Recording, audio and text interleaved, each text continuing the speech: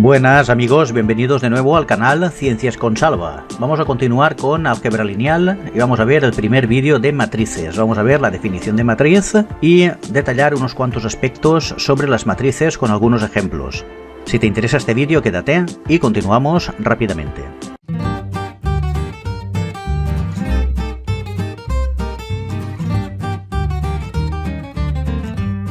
Matriz. Vamos a ver la definición. Llamamos matriz de m filas y n columnas, o también la podemos llamar de orden m por n, a un conjunto de m por n números reales, a los que vamos a designar como a sub ij, distribuidos en m filas y en n columnas, al modo de tabla. Bien, por ejemplo, esto es una matriz, y dentro tenemos los elementos de la matriz. Pues bueno, al primer elemento de la primera columna y de la primera fila lo llamamos A11. Por ejemplo, el 11 significa que es en la fila 1 y en la columna 1. Entonces es el componente A11. El de la fila 1 y columna 2, A12. El de la fila 1 y columna 3, A13. Y así sucesivamente hasta el componente n, que lo denotaremos como A sub 1n. Bien, al segundo componente de la primera columna o la primera fila lo vamos a llamar A21. Esto denota que estamos en la segunda fila, la primera columna.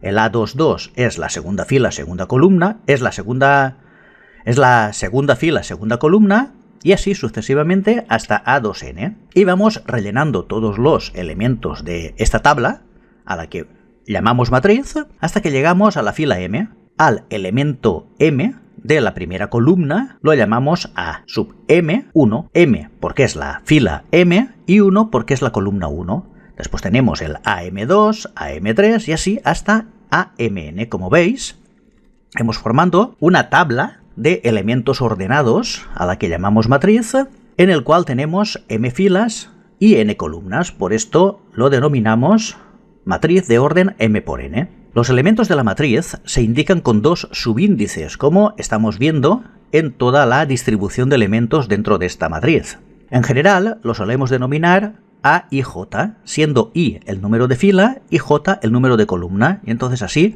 podemos ubicar un determinado elemento en una matriz. Entonces, I es el número de fila y J es el número de columna. Muy bien, por ejemplo, el componente A33, I vale 3 y J vale 3. Y lo tenemos totalmente ubicado en la tercera fila y en la tercera columna. Vamos a ver unos ejemplos rápidos. Esta matriz es una matriz en la cual tenemos 1, 2 y 3 filas y 1, 2, 3 y 4 columnas. Por lo tanto, nosotros sabemos que esta matriz es una matriz de orden m por n, en la cual m vale 3 y n vale 4. Por lo tanto, nosotros decimos que esta matriz es una matriz 3 por 4. Bien, el componente A23 es el 1.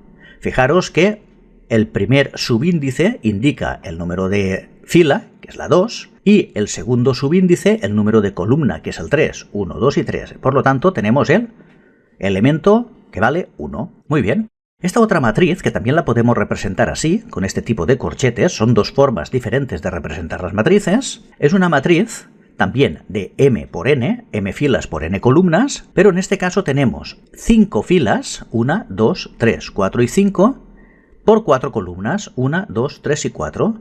Aquí, por ejemplo, el componente A33 sería el 3, es el componente de la tercera fila y de la tercera columna. Esto es otro caso de otra matriz, que en este caso tendríamos 1, 2, 3 y 4 filas y 1, 2, 3 y 4 columnas, por lo tanto es m por n. En este caso concreto es una matriz 4 por 4. Esto, al ser iguales los números, podríamos poner que es una matriz m por m perfectamente o una matriz n por n.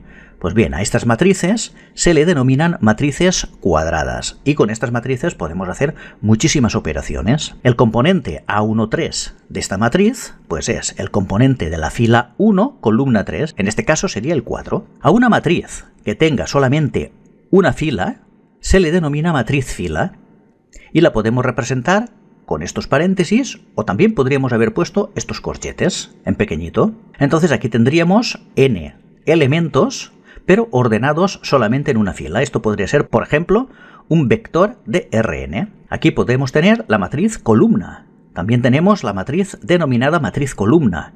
Y la matriz columna es todos los elementos de la matriz ordenados en una columna. Entonces lo ordenamos como A11, A21, A31, A3m. Entonces podemos decir que este componente es un componente de Rm. Muy bien, entonces los vectores, por ejemplo, que son matrices fila y matrices columna, los podemos interpretar como eso, como vectores fila o vectores columna de una determinada matriz. Perfecto, vamos a ver la matriz de una aplicación lineal. Esto ya lo hemos visto en algún vídeo anterior sobre aplicaciones lineales. Si nosotros tenemos una aplicación lineal que viene definida de esta manera, f de E1, tener en cuenta que E1 es el vector de la base canónica. Entonces es igual a A11, A21, A31 y así hasta AM1. El vector f de E2 es A12, A22, A32 y así hasta AM2. Así sucesivamente hasta que el vector f de En es igual a A1n, A2n, A3m y hasta que llegamos al componente AMn. Muy bien. Por lo tanto, ahora nosotros a esta aplicación lineal la podemos expresar de forma matricial, de la siguiente manera. Ponemos que la matriz de la aplicación f es igual a todos los vectores que están definidos para cada vector en columna. Por ejemplo, todos estos componentes los ponemos como la primera columna de la matriz, todos estos componentes como la segunda columna y así sucesivamente hasta que llegamos al último vector que lo ponemos también como columna. Y entonces a esta matriz, columnas de todos los componentes de la aplicación lineal, la llamamos matriz de la aplicación lineal. Muy bien, entonces hay que tener en cuenta que la imagen f de E1 es este vector, f de E2 es este vector y f de En es este vector. Recordar que ya llegamos en su día al acuerdo de que podíamos llamar E1, E2 y así sucesivamente hasta E n a lo que es la base canónica de Rn. Es decir, en este caso sería 1, 0, 0, 0, 0, 0, n ceros. El segundo E2 sería 0, 1, 0, 0, 0, 0 y así sucesivamente. Muy bien. Entonces, a cada aplicación lineal, que nosotros podemos poner de la siguiente manera, f tal que de Rn transformamos en Rm, le corresponde una matriz de m por n. También podemos decir que a cada matriz de m por n le corresponde una aplicación lineal f de Rn en Rm. Por lo tanto, hay una aplicación biyectiva entre las matrices A de orden m por n y las aplicaciones de Rn a Rm. Y la podemos definir de esta manera.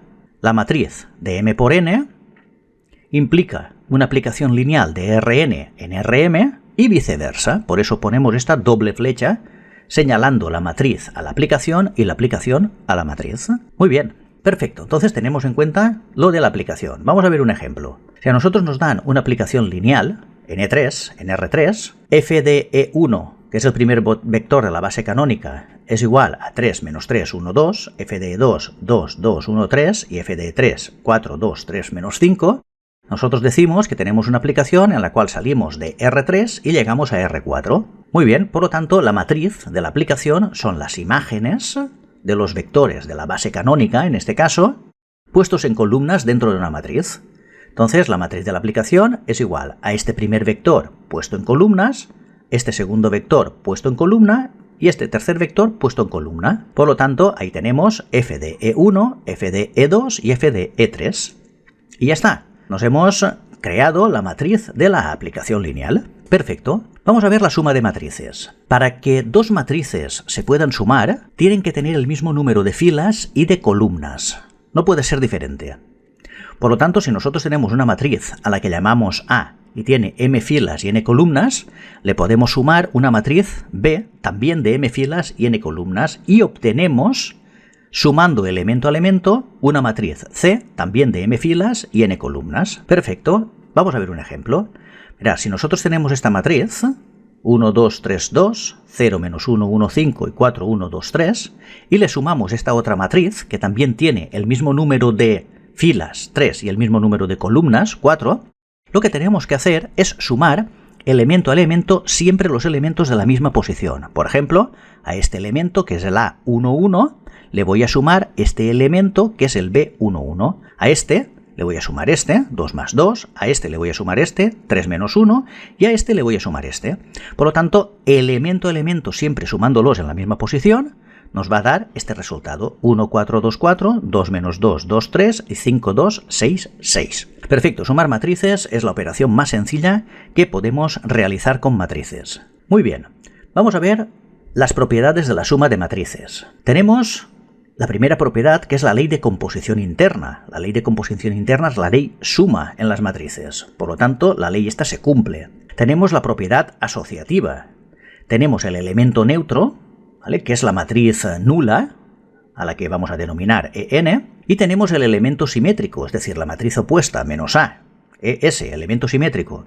Y tenemos la propiedad conmutativa. Por lo tanto, nosotros podemos conmutar las matrices. Por lo tanto, en las matrices se cumplen estas 5 propiedades.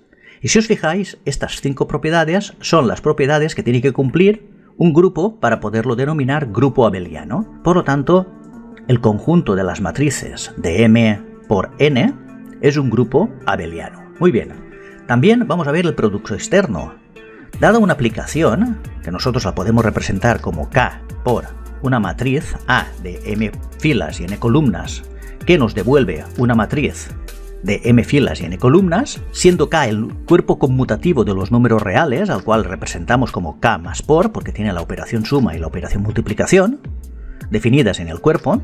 Entonces se define el producto externo como: para todo alfa, que es para todo número real perteneciente a ese cuerpo K de los números reales, si nosotros multiplicamos ese número por una matriz de M por N, entonces vamos a obtener también otra matriz diferente, cuyos componentes estarán todos multiplicados por alfa, que es el número real, a la cual denominamos B de Mn. Es decir, B es una matriz de M filas por N columnas. Muy bien, a cada componente de la matriz A lo vamos a llamar A y J, y a cada componente de la matriz B, que lo vamos a llamar B y J, va a ser igual a alfa multiplicado por A y J, es decir, cada componente multiplicado por alfa. Muy bien, perfecto, vamos a ver un ejemplo. Aquí tenemos un ejemplo muy sencillo, el número 2, que sería el número alfa, que nos multiplica una matriz 3 por 2. Por lo tanto, lo que tenemos que hacer es multiplicar por 2 cada elemento de la matriz. Por lo tanto, tendremos los elementos interiores de la matriz multiplicados por 2, 2, 4, 0 menos 2, 8, 2. Muy fácil, cuando nosotros estamos hablando de la multiplicación de una matriz por un número es muy fácil. No es tan fácil hacer la multiplicación de dos matrices, aunque es fácil también, pero eso ya lo veremos más adelante. Muy bien, vamos a ver las propiedades. Se cumple la propiedad distributiva respecto a la suma de matrices. La vamos a llamar D+.